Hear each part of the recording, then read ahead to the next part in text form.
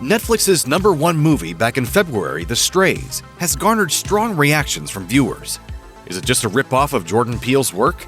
Or does it stand on its own in today's horror realm? Warning, spoilers ahead. The Strays opens on a dreary housing estate in London, where Cheryl is having a bad day. She's up to her eyeballs in debt, struggling to pay the bills, and as a light-skinned black woman, feels discrimination all around her.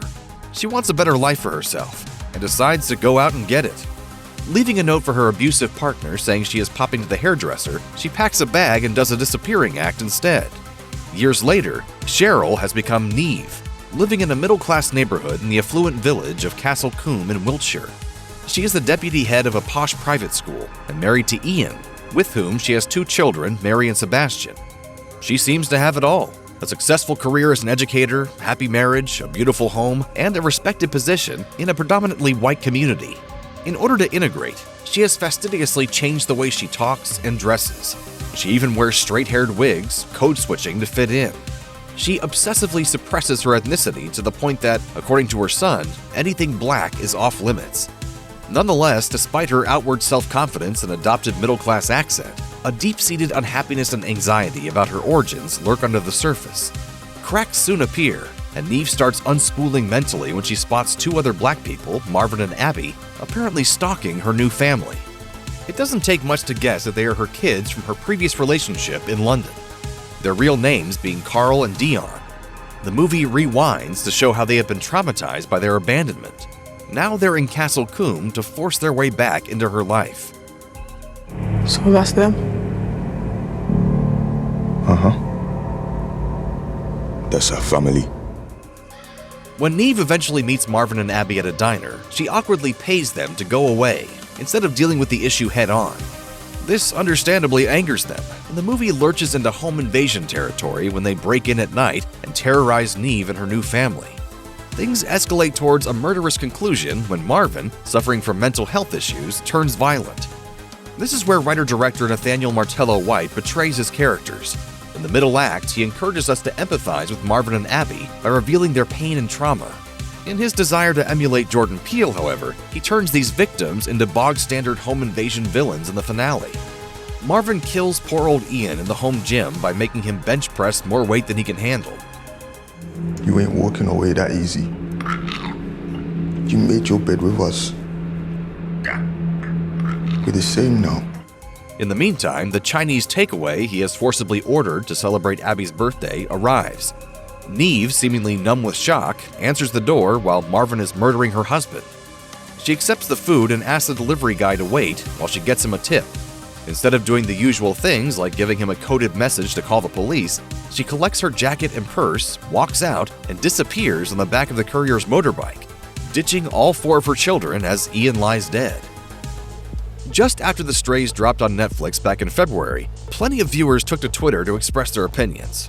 One user wrote, "Just finished watching The Strays on Netflix, and I think I'm scarred for life, because what the hell did I just watch?" A second warned, "If you're trying to sleep well tonight, don't watch The Strays right before bed." It's easy to see why the film has had such an effect on viewers. The ending comes as a shock because Neve does something that mothers almost never do in a movie: walk out on their children in a deadly situation.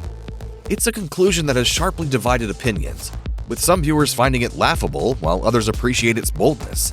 Ultimately, we here at Slash Film are more on board with those who think it just doesn't add up.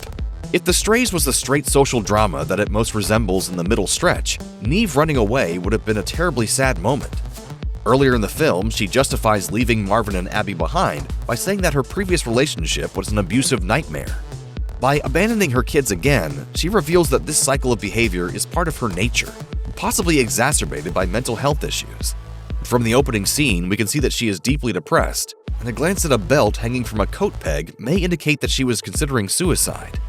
Martello White's insistence on bundling up serious issues in a horror thriller package feels borderline frivolous, though. He lacks Jordan Peele's deft touch, and in the context of a generic home invasion finale, Neve's act of selfish betrayal comes as a slap in the face.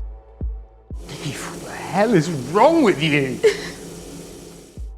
Martello White has some important things to say in The Strays, but they sit uneasily within a disjointed movie that tries on too many genre hats. he is determinedly topical with his screenplay, touching on issues like white flight and code switching, where members of ethnic minorities adopt the mannerisms and culture of the majority to blend in.